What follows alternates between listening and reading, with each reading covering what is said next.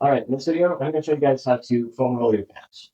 So I like to use a smaller diameter roller instead of a higher one, just because it's a little bit um, more, it gets a little bit deeper into the muscle because of its smaller area.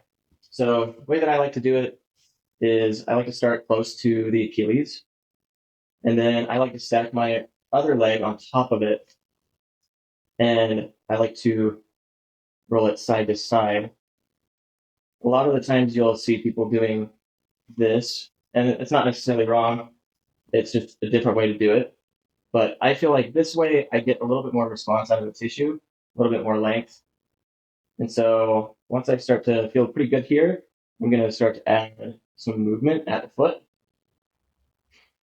And it's just lengthening and shortening the calf a little bit. And then I'll try and have it tap onto the skin and then try to do a little bit of some tugging just to get a little separation between that that layer of skin and fascia and muscle, loosening that up a little bit because after running, your Achilles can sometimes be pretty tight, or even after you're doing some jumping, plyometrics, um, sprinting, especially.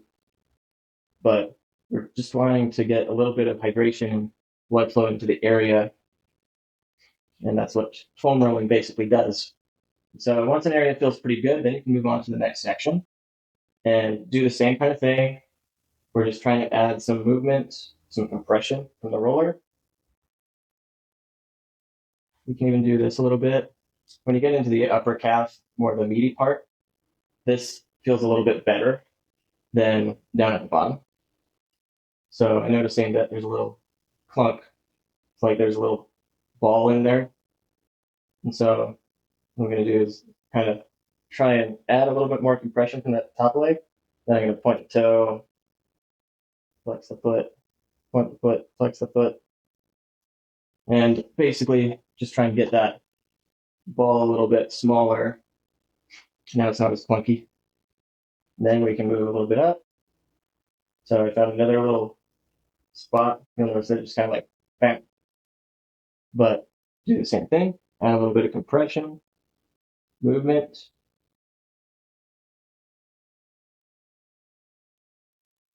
Do a little bit of that tugging on the layer of skin and fascia. Just trying to loosen things up. Do a little bit of rolling long ways. This feels pretty good at that part of the calf that's closer to the knee, just because there's a little bit more muscle there. And then after you spend about 2 minutes on one side, then you can move on to the other side, and then do the same thing. So starting off with just trying to roll, do some ankle circles.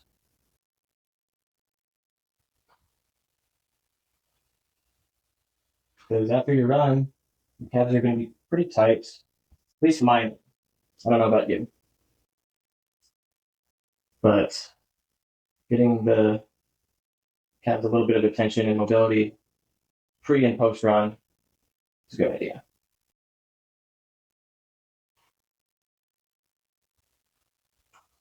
Feels good. And you'll notice that one leg sometimes feels different than the other as far as what feels good or what areas are sensitive. And that's normal.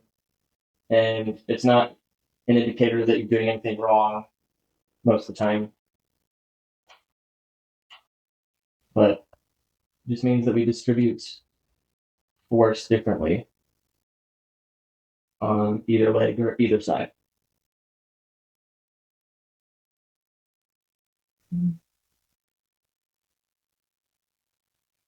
Have a little something.